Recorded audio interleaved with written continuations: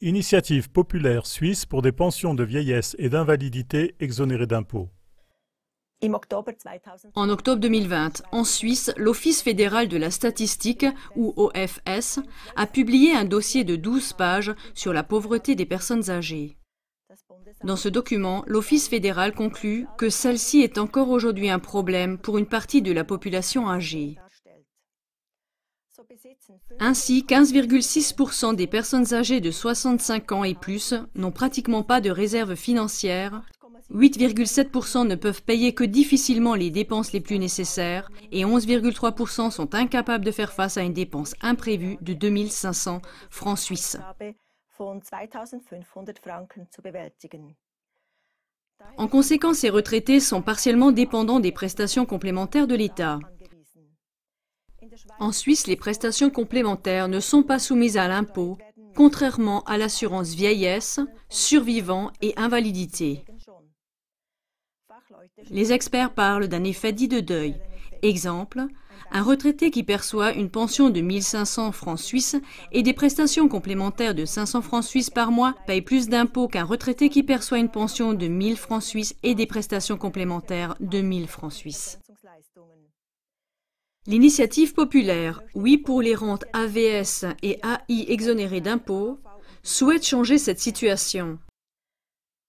Ces pensions devraient être exonérées d'impôts jusqu'à un montant annuel maximum de 72 000 francs suisses.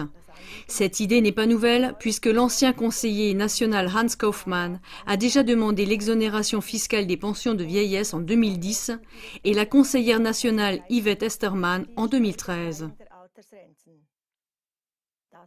Mais comme ni le Conseil fédéral ni le Parlement ne l'ont écouté, on tente maintenant de faire aboutir le dossier par le biais d'une initiative populaire. La co-initiatrice, Yvette Estermann, a déclaré que, comme la politique avait échoué, maintenant c'est au peuple de décider. Écoutez maintenant certains des arguments de la commission rente exonérée d'impôts. Bien que le coût de la vie et les primes d'assurance maladie augmentent, et dans certains cas les impôts et les taxes, les salaires et les pensions restent plus ou moins les mêmes. Pas de problème, dit l'État. Ceux qui ne peuvent pas se débrouiller avec leurs revenus ont la possibilité de bénéficier de réductions de primes ou de prestations complémentaires. En conséquence, de nombreux bénéficiaires de pensions deviennent dépendants de l'État. C'est indigne. Les gens d'ici ont travaillé et payé des impôts pendant des décennies. Lorsqu'ils vieillissent ou même tombent malades, ils doivent demander de l'aide à l'État. Ce n'est pas possible.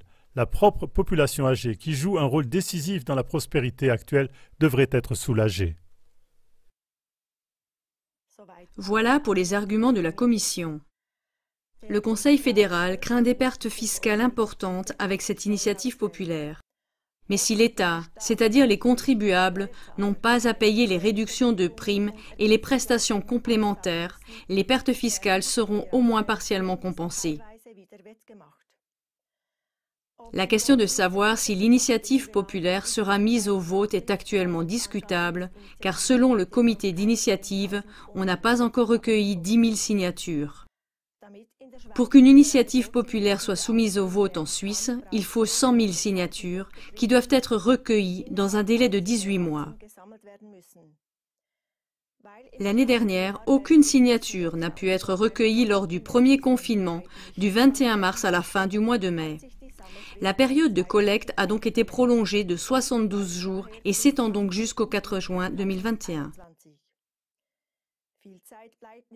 Il ne reste donc pas beaucoup de temps, mais abandonner n'est pas une option car les référendums contre les nouvelles lois antiterroristes et sur le CO2 ont montré qu'il est possible de recueillir plus de 100 000 signatures en 3 mois, malgré les mesures Covid. Si vous souhaitez soutenir la cause avec votre signature, vous pouvez imprimer la feuille de signature sous l'émission et l'envoyer dès que possible.